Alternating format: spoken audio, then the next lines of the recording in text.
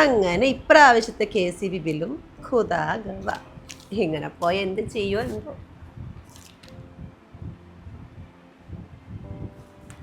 Hello Adeep, KCB bill വന്നു.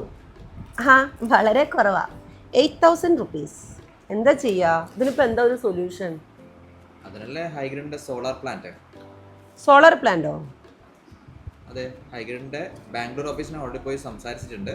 നീ ഒന്ന് അവരുടെ കണ്ണൂർ ഓഫീസിൽ പോയി ഒന്ന് സംസാരിക്കാം. എൻ്റെ ഡീറ്റെയിൽ ആയിട്ടുള്ള കാര്യങ്ങൾ അവർ പറഞ്ഞുതരും. ഓക്കെ, അങ്ങനെയാണെങ്കിൽ ഞാൻ ഹൈഗ്രിഡിൻ്റെ ഇവിടുത്തെ കണ്ണൂർ ബ്രാഞ്ചിൽ പോയിട്ട് അതിനെക്കുറിച്ചിട്ടൊന്ന് അന്വേഷിക്കാം. ഓക്കെ ഓക്കെ, ശരി, ഡൺ.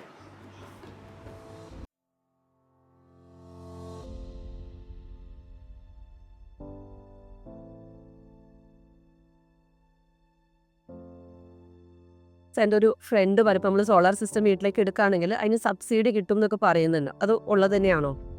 നമ്മുടെ ഗവൺമെന്റ് സബ്സിഡി എല്ലാവർക്കും പ്രൊവൈഡ് ചെയ്യുന്നുണ്ട്. എല്ലാ കസ്റ്റമേഴ്സിനും അത് വരുന്നത് 78,000 റുപ്പീസാണ്. കഴിഞ്ഞ 12 വർഷക്കാലമായി സോളാർ രംഗത്ത് പ്രവർത്തിച്ചു വരുന്ന ഹൈഗ്രിഡ് അസോസിയേറ്റ്സ് വർദ്ധിച്ചു വരുന്ന കറണ്ട് ബില്ലിൽ നിന്നും നിങ്ങൾക്ക് ആശ്വാസമേകുന്നു. സോളാറിലേക്കുള്ള സ്വിച്ചിങ് വളരെ ഈസിയാക്കുന്നതിനായിട്ടുള്ള എല്ലാ സപ്പോർട്ടും ഹൈഗ്രിഡ് നിങ്ങൾക്കായി ചെയ്തു തരുന്നു. സോളാർ ഇൻസ്റ്റലേഷൻ മാത്രമല്ല, അതിനുശേഷമുള്ള ആഫ്റ്റർ കെയർ സർവീസും ഹൈഗ്രിഡ് പ്രൊവൈഡ് ചെയ്യുന്നു.